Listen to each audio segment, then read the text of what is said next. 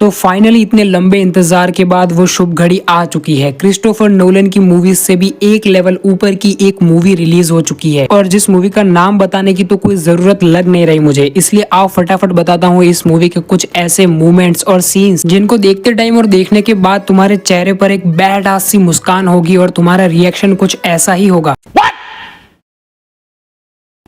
और तुम्हारे सर झुक जाएंगे बैडास रवि कुमार के स्टाइल, स्वैग और उनके ऑरा को देखने के बाद। इनको देखकर मुझे ऐसा लगता है कि क्या ही किया है अल्लू अर्जुन ने पुष्पा के अंदर, क्या ही किया है रॉकी भाई ने केजीएफ के अंदर, और क्या ही कर रहा हूँ मैं जो इनके सीन्स के ऊपर बात करने की बजाय बाकी की सारी बकवास कर रहा हूँ। तो सुधर जाता हूँ वरना गुजर जाऊंगा। सुधर जा, नहीं तो गुजर जाएगा। नंबर 1, मूवी शुरू ही होती है और यहाँ पर लिखा आता है लॉजिक इज ऑप्शनल। ये जब मैंने ट्रेलर में देखा था तो मुझे ऐसा लगा था कि सिर्फ ट्रेलर के लिए ही है, लेकिन इन्होंने मूवी की स्टार्टिंग में ही हमें बता दिया कि लॉजिक इज ऑप्शनल, इसलिए ढूंढने की कोशिश मत करना। एंड उसके बाद यहाँ पर वीएफएक्स का भी जस्टिफिकेशन दे दिया और कह दिया कि 80 स्टाइल वीएफएक्स, यानी कि वीएफएक्स में भी कुछ भी ढूंढने की जरूरत नहीं है क्योंकि कुछ मिलने भी नहीं वाला है तुम्हें, मिलने वाला है तो सिर्फ बैड आस रवि कुमार। नंबर 2, मूवी के मेन विलन यानी कि प्रभु देवा के कैरेक्टर की एंट्री, जिनका की मूवी में नाम है mister Carlos petro panther. And वो एंट्री करते हैं हाथ में गन पकड़ी हुई कई सारी रशियन लड़कियों के साथ, लेकिन वो ट्रेडिशनल इंडियन ड्रेस में ही है। सुन के अच्छा लगा ना, मुझे भी लगा था, लेकिन मेरा ये भ्रम काफी जल्दी ही टूट गया जब हमें उनका वाइड एंगल शॉट दिखाया गया। एक्चुअल में वो शॉर्ट्स में है, ट्रेडिशनल इंडियन शॉर्ट्स बुला सकते हो तुम उसे। अब यार नंबर 3 से लेकर नंबर 10 तक सारे के सारे सीन्स यहाँ पर अपने बैड आस रवि कुमार की एंट्री के ही है, क्योंकि जितने भी सीन्स हमें ट्रेलर में देखने को मिले थे ना एक्शन के, जिनको कि हम कॉपी बोल रहे थे, एक्चुअल में वो तो मूवी की स्टार्टिंग में ही है। इतना एक्शन सिर्फ हीरो की एंट्री दिखाने के लिए, व्हाट अ थॉट। तो आओ फिर यहाँ पर 3 से लेकर 10 तक काउंटिंग करते करते हमारे बैड आस रवि कुमार की एंट्री के सभी सीन्स को देखते हैं। नंबर 3, 2 लोग आपस में बात कर रहे हैं और हमसे इंट्रोड्यूस करवाते हैं बैड आस रवि कुमार को, और फिर हमें रवि कुमार की जुबान से एक डायलॉग सुनने को मिलता है, मुजरिमों को जो सजा दे उसे सरकार कहते हैं और जो मुजरिमों को उड़ा दे उसे रवि कुमार कहते हैं, और जो इतना करने के बाद भी इस वीडियो को लाइक और चैनल को सब्सक्राइब ना करे उसे बीमार कहते हैं। Okay sorry. नंबर 4, अभी भी एंट्री चल रही है और इसी पूरी एंट्री के चलते चलते यहाँ पर बैड आस रवि कुमार 10 अलग अलग लोकेशंस पर जाकर 10,000 अलग अलग लोगों को मार देते हैं। जैसे कि अपने आप में ही एक आइकॉनिक सीन तो वही था जहाँ पर कि मैं बैड आस रवि कुमार पुलिस की यूनिफॉर्म में नजर आते हैं। बाकी पूरी मूवी में सिर्फ ऐसे ही कैजुअल कपड़ों में घूम रहा है ये आदमी। और ये सरकार वाला डायलॉग पूरा होने से पहले ही हमें कई सारे एक्शंस देखने को मिलते हैं, जैसे कि बैड आस रवि कुमार हेलीकॉप्टर में से उतरते हैं अपनी 5 नल्ली वाली बंदूक लेकर, जिसमें से कि गोलियां 4 ही निकलती है। पता नहीं ये किसके लिए बचा रहे हैं, वो कोई नहीं, बैड आस लॉजिक है ये। तुम्हें और मुझे समझ में नहीं आएगा, क्या पता कि बैड आस का कोई अलग प्लान हो और जो कि हमें अगले जन्म में जाकर समझ में आए। खैर, अब वो डायलॉग पूरा होने से पहले हमें यहाँ पर बैड आस रवि कुमार मशीन गन को चलाते हुए भी दिख जाते हैं, जो कि केजीएफ की कॉपी नहीं है। प्रशांत नील ने हिमेश भाई का आइडिया चोरी किया है। इस वीडियो में मैंने एक्सप्लेन कर दिया, जाकर देख लो। नंबर 5, और फिकर नॉट, एंट्री अभी भी चालू है और तभी बैकग्राउंड में से आवाज आती है, मुझसे दुश्मनी बहुत महंगी पड़ेगी। और बैकग्राउंड में से इसलिए बोला क्योंकि कोई दिखाया नहीं हमें ये डायलॉग बोलते हुए। जब स्क्रीन पर रवि कुमार हो तो 2 टके के विलन की क्या मजाल की वो डायलॉग बोलने के लिए स्क्रीन के ऊपर भी आ सके, है ना। तो इसके रिप्लाई में रवि कुमार ये बोलते हैं कि सस्ती चीजों का शौक तो मुझे भी नहीं है, और विलन को 1 भी मिनट का स्क्रीन टाइम ना देते हुए यहाँ पर उसे ऐसे ही मार देते हैं। नंबर 6, और इसी डायलॉग के बीच में हमें रवि कुमार 5 नल्लियों वाली 2 बंदूकों के साथ लड़ते हुए भी नजर आ जाते हैं, यानी कि टोटल 10 नल्लियां, लेकिन गोलियां 8 ही निकलती है। Again he save the bullet. अब क्यों, तो वो पहले भी बोला था, अगले जन्म में पता चलेगा।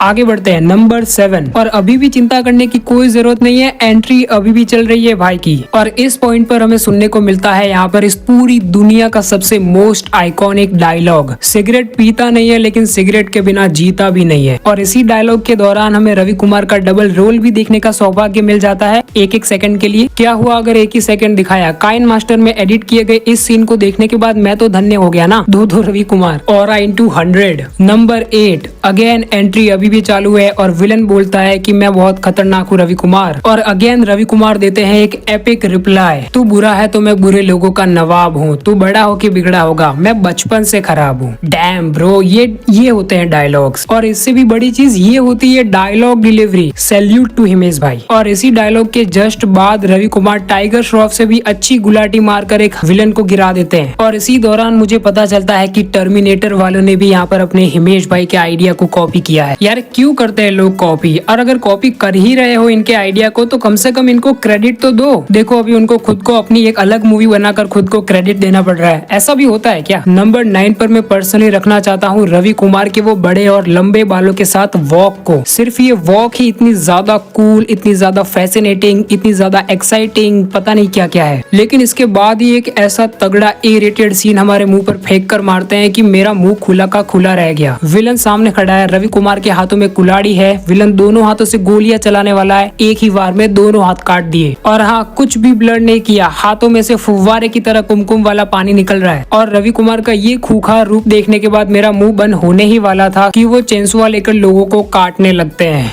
इसको रखा है मैंने नंबर 10 पर। रवि कुमार टेलीपोर्टिंग कर एक जगह पर पहुंच जाते हैं जहाँ पर की कई सारे विलन्स है, और फिर चेंसुआ लेकर जो काटते हैं एक एक को। सीढ़ियों पर लाशें ही लाशें गिरी है, और सिर्फ इसी एक सीन में इन्होंने मार्गो के उस पूरे स्टेयरकेस वाले एक्शन सीन का मजा दे दिया। एंड फिर उन्हीं लाशों से भरी हुई सीढ़ियों से होकर रवि कुमार पहुंच जाते हैं ग्रीन स्क्रीन के ऊपर। और हाँ, ये याद रखो कि अभी भी एंट्री चालू है, यानी कि यहाँ पर अपने रवि कुमार ने अपनी एक एंट्री के अंदर ही सारे मुजरिमों को मार दिया, और अभी मेन विलन को मारने वाला है वो। एंड तुम्हें पता है फाइनल मेन विलन को वो कैसे मारते हैं, उसके अंदर चेनसुआ घुसाकर ऊपर कर देते हैं और फिर चिल्लाते हैं। और यहाँ पर खुलासा होता है कि पुष्पा 2 का क्लाइमैक्स भी चोरी किया गया है हिमेश भाई के आइडिया से। यार भाई क्यों बांटते रहते हो अपने आइडियाज चॉकलेट्स की तरह। देखा कैसे कैसे अच्छी अच्छी मूवीज बना ली लोगों ने। Okay, number 11। और हाँ, अभी एंट्री खत्म हो चुकी है। यार इसे कहते हैं great and deep thought. Hero की एंट्री ऐसी और इतनी लंबी दिखाओ कि एक यूट्यूबर सिर्फ 6 मिनट तक यहाँ पर उसकी एंट्री के ऊपर ही बकवास करता रहे। लेकिन अभी मूव ऑन करने का टाइम आ गया है। नंबर 11। अब एक ऐसा सीन बताता हूँ जिससे कि तुम बैडास रवि कुमार को बैडास रवि कुमार के साथ साथ बैडास कॉप भी बुलाने लगोगे। एक मंत्री जी है जो कि यहाँ पर बुरा काम करने के बाद शहर को छोड़कर जा रहे हैं, तो उनके साथ पुलिस प्रोटेक्शन के तौर पर किसको भेजा गया है? अपने बैडास कॉप रवि कुमार को। एंड वहाँ पर रवि कुमार अपनी नौकरी की चिंता ना करते हुए उस मिनिस्टर की एस पर लात मारकर उसको नीचे गिरा देते हैं हेलीकॉप्टर से। कहीं यही से तो नाम नहीं मिला इन्हें, बैड एस। 12वें नंबर पर जो सीन है ना, वहाँ पर रवि कुमार समाज को एक मैसेज देने का ट्राई करते हैं, और जिसमें कि वो बखूबी कामयाब होते हैं, क्योंकि वो डायलॉग ही ऐसा है। जिस मंत्री को नीचे गिराया था उसी का बेटा है, वो एक रेप करता है और यहाँ पर वो भाग रहा होता है और उसके पीछे रवि कुमार चल रहे होते हैं, क्योंकि उसका भागना और रवि कुमार का चलना स्पीड सेम है। This is Ravi Kumar magic.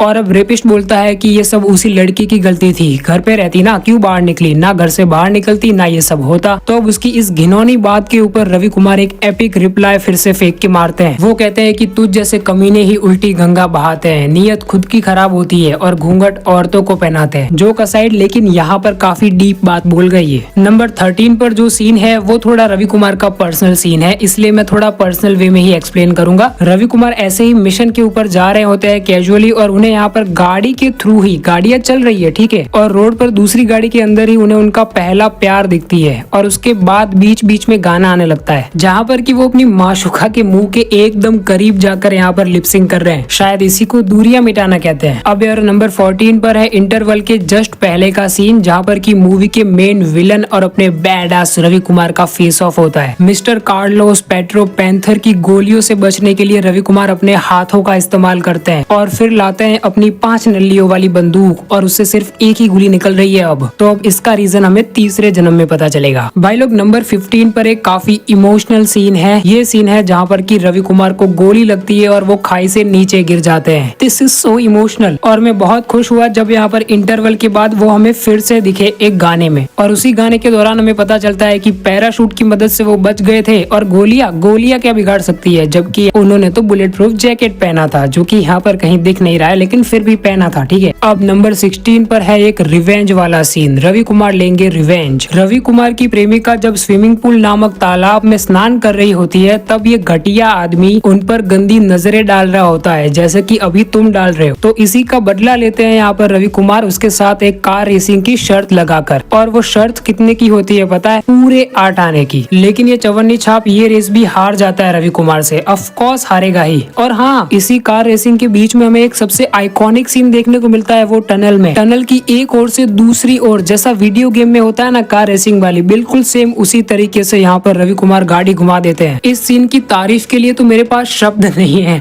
अब और ज्यादा बकलोली नहीं कर सकता मैं। और वैसे भी वीडियो बहुत लॉन्ग हो गई है। लास्ट वाला सीन तुम मुझे अपना पर्सनल फेवरेट बताओ कमेंट सेक्शन में। और अगर इस वीडियो ने तुम्हें एंटरटेन किया है तो लाइक मार दो इस वीडियो को और चैनल को सब्सक्राइब भी। मिलता है नेक्स्ट वीडियो में, बाय।